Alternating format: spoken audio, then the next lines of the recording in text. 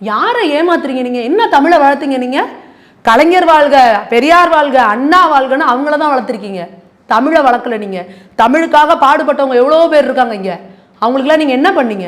இவர் கேட்குறாரு ஸ்டாலின் அவர்கள், ஆளுநரா ஆரியரா அப்படின்னு.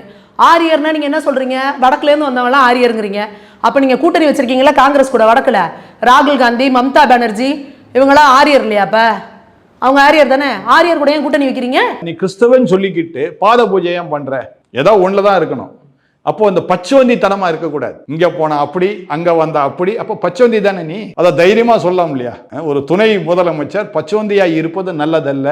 அப்போ நீ மக்களுக்காக என்ன செய்ய போற?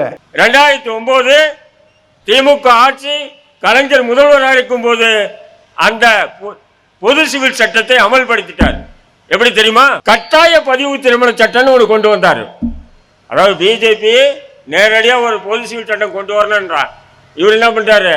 நம்ம திமுக துரோகி தானே, எப்பவும் பின்னாடி வாசல் பின்வாசல் வழியா தானே வருவாங்க. பின்வாசல் வழியா பொது சிவில் சட்டத்தினுடைய சரத்துக்களை கொண்டு வந்தார்.